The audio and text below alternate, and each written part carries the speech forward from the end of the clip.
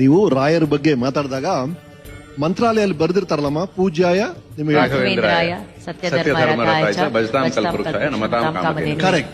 ಅಲ್ಲಿ 2 ಪದ ಬರುತ್ತೆ, ಒಂದು ಕಲ್ಪವೃಕ್ಷ, ಇನ್ನೊಂದು ಕಾಮಧೇನು. 2 ಯಾಕೆ ಬರುತ್ತೆ ಅಂತ ಹೇಳ್ತೀವಿ. ಒಬ್ರು ಹಿರಿಯರು ಹೇಳಿದ್ರು, 2 ಎಲ್ಲಾ ಕೊಡುತ್ತೆ. ಕಾಮಧೇನು ನೀವು ಕೇಳಿದ್ದೆಲ್ಲ ಕೊಡುತ್ತೆ, ಕಲ್ಪವೃಕ್ಷನೂ ನೀವು ಕೇಳಿದ್ದೆಲ್ಲ ಕೊಡುತ್ತೆ.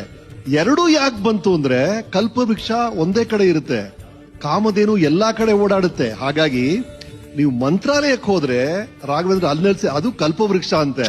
ನೀವು ಎಲ್ಲೂ ಹೋಗದೆ ಎಲ್ಲೇ ಇರಿ, ಅಲ್ಲಿ ನೀವು ರಾಯರನ್ನ ನೆನೆಸ್ಕೊಂಡ್ರೆ ಅಲ್ಲೂ ಕೊಡ್ತಾರಂತೆ. ಹಾಗಾಗಿ ಕಾಮಧೇನು ಅಂತವ್ರು, ಅವರೇ ಕಲ್ಪವೃಕ್ಷ, ಅವರೇ ಕಾಮಧೇನು ಅಂತ ಹೇಳಿದ್ರು. ಎಂತ ಅದ್ಭುತ ನೋಡಿ. ನಂಬಿ ಬಂದವ್ರಿಗೆ ರಾಯರು ಯಾವತ್ತೂ ಕೈ ಬಿಟ್ಟಿಲ್ಲ. ಅಷ್ಟು ಶ್ರದ್ಧೆ ನಂಬಿಕೆಯಿಂದ ಇಡೀ ತಂಡ ಧಾರಾವಾಹಿನ ರೆಡಿ ಮಾಡ್ತಾ ಇದ್ದಾರೆ.